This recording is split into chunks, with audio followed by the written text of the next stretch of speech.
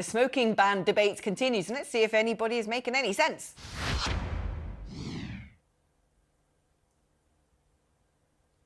Northern Ireland is just as much as we do in England, Wales and Scotland. I will take... I'm most grateful to the Secretary of State in giving way with regards to a specific point on tackling illicit tobacco. In 2016, I raised that question with the then Prime Minister because in Medway, we had one of the highest selling points for illicit tobacco. And the maximum sentence that can be given for the supply and sale of illicit tobacco is 7 years.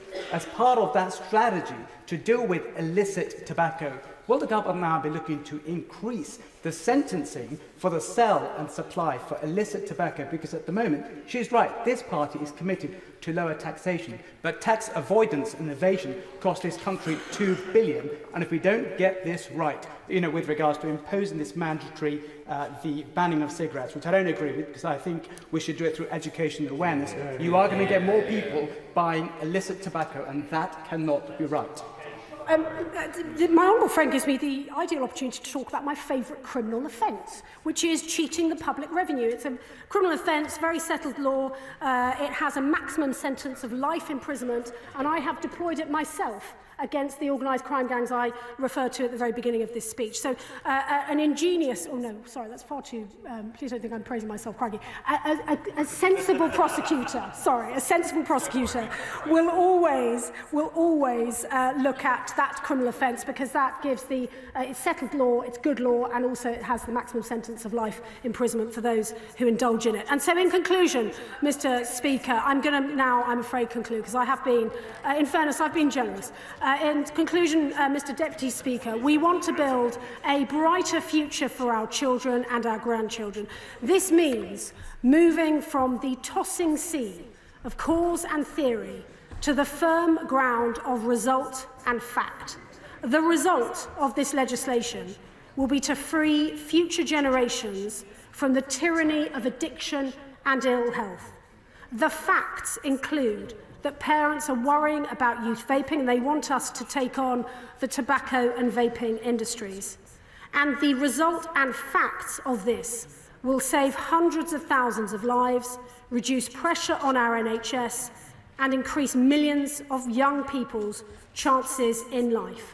The decisions we make today... Interesting, she's tossing around the facts about vaping. Parents don't like their kids doing it. There you go, that's hard evidence for you. That's following the science. We all love a bit of science. Impose some more laws on us. Good idea. Hey. Well, we'll be going to get Stephen's reaction to that shortly. Let's bring in Hazel Cheeseman now, who's the CEO of Action on Smoking and Health. Now, Hazel, I'm sure that you are very supportive of this ban. I'd assume you would be, as you are who you are. But do you think it's going to be enforceable? Do you have worries about the gaps in it? No, I don't have worries at all. I think that this is an important step on a journey to make the country smoke-free. And so the notion that we will have some sort of hypothetical 37 and 38-year-old debating who's going to buy who tobacco, I think will never materialise, because in 20 years' time, no one's going to be smoking. This is part of a phased-out sale of tobacco. And we do these sorts of things quite often, where we phase out from one thing to another, and there has to be a point at which it changes. We change the age at which people were retiring. There was a period of transition. Not everyone was happy with that period of transition.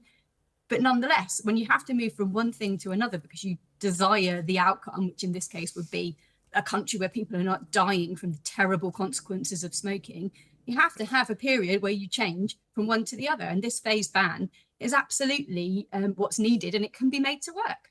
What about people who like smoking, who want to smoke? Don't you fear that it's rather illiberal to ban them? It's not illegal. Why can't they smoke? Well, most smokers regret starting, and it is an addiction. But a lot of them don't. I have friends who've smoked their whole lives. They've never once tried to give up. They really love it. They don't want it to be banned. Don't you worry about those people? Well, it's not being banned for the people that are currently smoking. And I do think that those individuals who are completely comfortable with their smoking are very much in the minority. Most people try to quit very regularly. A third of smokers try to quit every year. And most people regret starting, and they certainly don't want to see their kids starting. And we have to remember that this is a unique product. 2 in 3 long-term smokers will die early from smoking-related illness. There is no other product on the market that is like this, a highly addictive and lethal product. You know, if it was, you know, to be brought to market today, it wouldn't be allowed. This is a complete aberration of history, and we need to consign it to the history books. Well, what next then? Should we ban drinking alcohol, because that's bad for you as well? Don't you fear that all this health banning is simply illiberal? As I say, this isn't like other products. There isn't a safe level of alcohol's consumption. very bad for you. It is absolutely bad. Do you want to ban that as well? Do you want to ban that as well? We should regulate it. Do you want to regulate it? You do? Shall I get to the end of my sentence? Yeah. I think we should regulate it in line with the harm that it causes. In the same way, we should regulate tobacco in line with the harm that it causes. And tobacco is uniquely harmful, and it therefore requires a unique set of rules and regulations, and frankly, to be phased out altogether in this country first and then the rest of the world. Hazel, thank you ever so much. Hazel Cheeseman, CEO of Action on Smoking and Health.